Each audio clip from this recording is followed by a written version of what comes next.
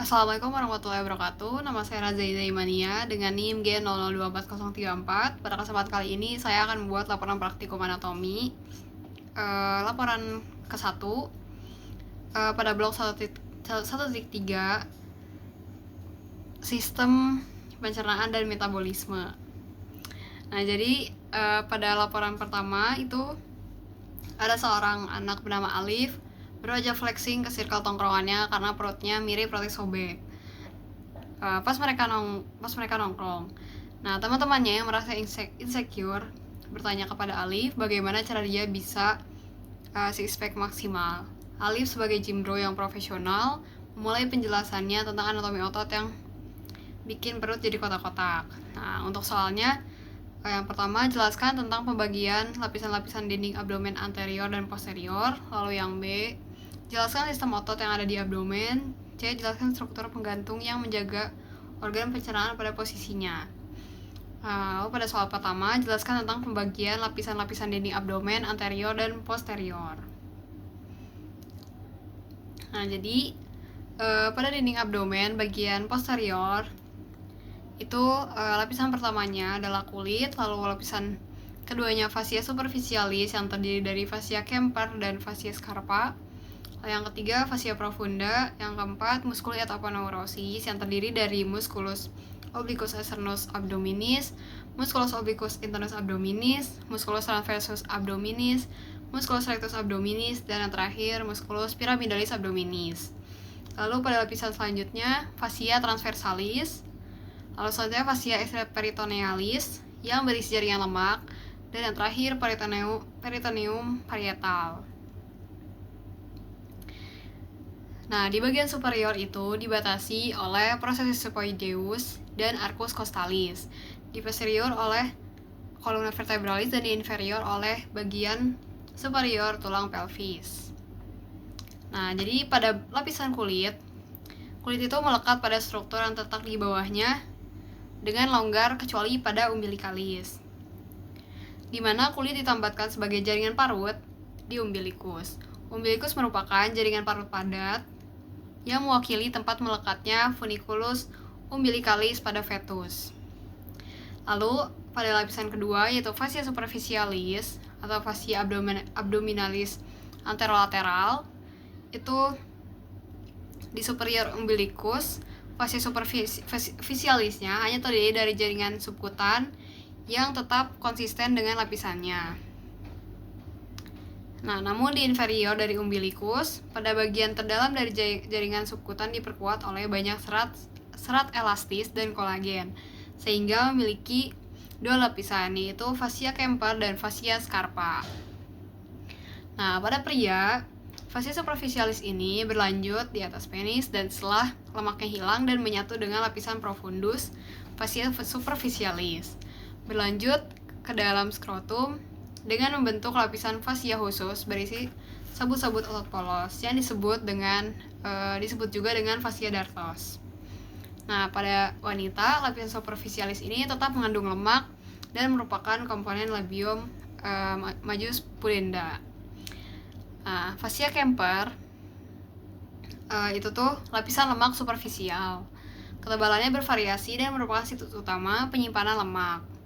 Nah, pada laki-laki, lapisan ini tuh sangat rentan terhadap penimbunan lemak subkutan, terutama di perut bagian bawah.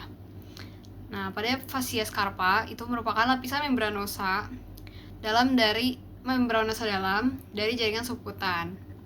Fascia scarpa itu merupakan lapisan membranosa tipis dengan berisi sedikit atau tanpa lemak. Nah, pada garis tengah lapisan ini tuh melekat erat dengan linea alba dan simfisis pubica. Fascia scarpa itu berlanjut ke inferior menuju ke regioperineum sebagai lapisan membranosus jaringan subkutan perineum, atau disebut juga fascia oles atau fascia perineal superficialis. Nah, selanjutnya pada fascia profunda. Fascia profunda merupakan lapisan tipis jaringan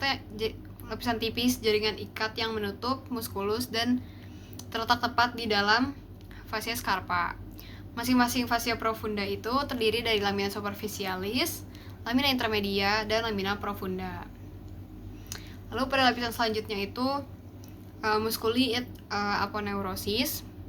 Terdapat 5 muskuli di kelompok anterolateralis di dinding abdomen, 3 muskuli pipi atau flat muscle, dan 2 muskuli vertikalis atau vertical muscle. 3 muskuli pipi atau flat muscle yang sabut-sabutnya dimulai di posterolateral, lewat ke anterior dan digantikan dengan aponeurosis saat muskul ini berlanjut ke garis tengah tubuh. Ada apa saja muskulusnya, yaitu musculus obliquus externus abdominis, lalu musculus obliquus internus abdominis, dan musculus transversus abdominis. 2 muskul vertikalis atau vertical muscle dekat dengan garis tengah tubuh yang tertutup pembungkus tendinum dari aponeurosis muskuli pipi. Ada apa saja muskulusnya, yaitu musculus rectus abdominis dan musculus pyramidalis. Nah, lalu pada lapisan selanjutnya yaitu fascia transversalis. Setiap flat muscle akan tertutup oleh suatu lapisan fascia profundus di facies anterior dan posteriornya. Secara umum lapisan-lapisan ini tidak nampak jelas kecuali lapisan di sebelah dalam musculus transversus abdominis. Gitu. Nah, fascia transversalis itu merupakan lapisan berkelanjutan fascia profundus yang memagari cavitas abdominalis dan berlanjut ke dalam cavitas pelvis. Fascia transversalis ini akan menyatu dengan fascia yang menutupi otot-otot pada regio di atas tulang pelvis dan cavitas pelvis yang disebut fascia parietal pelvis.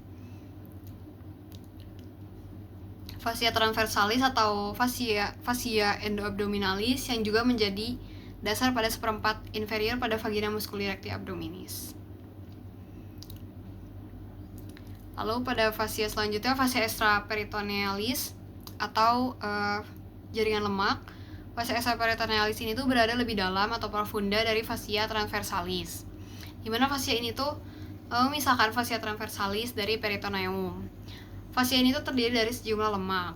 Lapisan ini tidak hanya melapisi cavitas abdominalis, tapi juga bersinambungan dengan lapisan serupa yang melapisi cavitas pelvis.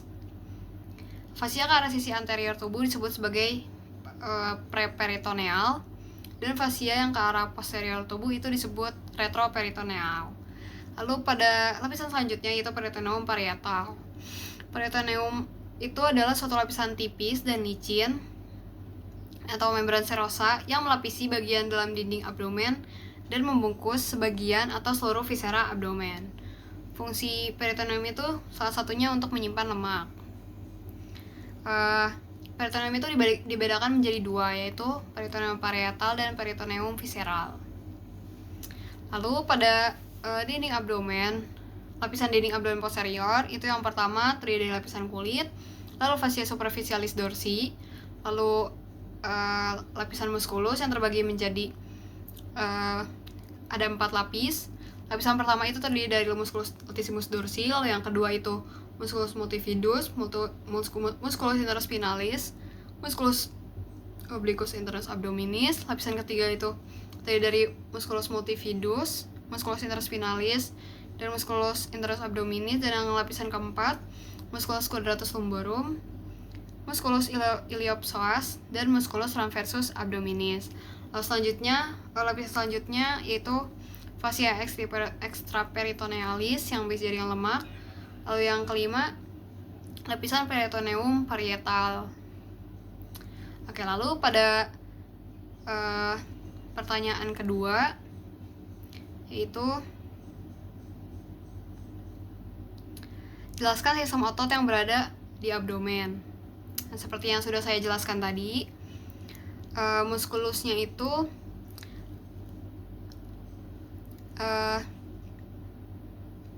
ada 5 muskulus, yaitu apa saja? Yang pertama, musculus rectus abdominis, itu yang berorigo pada cartilago costalis tulang rusuk ke-5-7. Dan insersionya itu di crista pubica osis coxae dan symphysis pubica. Lalu musculus fungsi dari rectus abdominis itu untuk menarik dada ke arah pelvis. untuk menekan perut dan pernafasan perut atau ekspirasi.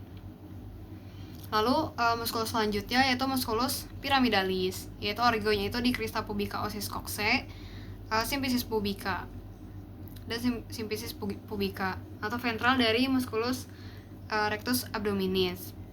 Insersionya itu di linea alba, fungsinya itu untuk mengencangkan linea alba. Nah, lalu muskulus selanjutnya ada musculus obliquus externus abdominis yang berorigo pada rusuk kelima sampai ke 12. Insersionya itu ada di labium externum dari crista iliaca, lalu ada di ligamen inguinal dan di tuberculum pubicum. Fungsinya itu pada sisi yang aktif satu sisi itu untuk rotasi toraks ke arah berlawanan, lalu untuk fleksi lateral tulang belakang, lalu ketika aktif kedua sisi untuk menarik toraks ke arah panggul dan untuk menekan perut dan juga untuk pernafasan perut. Lalu pada selanjutnya pada musculus obliquus internus abdominis itu origonya itu di fascia thoracolumbalis, linea intermedia dan ligamen inguinal. Insersionya itu pada cartilago costalis rusuk ke-10 sampai ke 12. Lalu untuk fungsinya sendiri ketika aktif satu sisi untuk rotasi toraks ke sisi yang sama dan untuk fleksi lateral tulang belakang. Pada saat aktif kedua sisi, fungsinya itu untuk menarik toraks ke arah panggul, menekan perut dan pernafasan perut atau ekspirasi. Lalu muskulus selanjutnya atau muskulus yang terakhir yaitu muskulus transversus abdominis. Origonya itu pada cartilago costalis rusuk ke-5, ke-6, ke-7 dan ke-12. Lalu untuk insersionya itu pada linea alba. Secara fungsinya dari musculus transversus abdominis itu untuk menekan perut dan pernafasan perut atau ekspirasi. Lalu pertanyaan selanjutnya,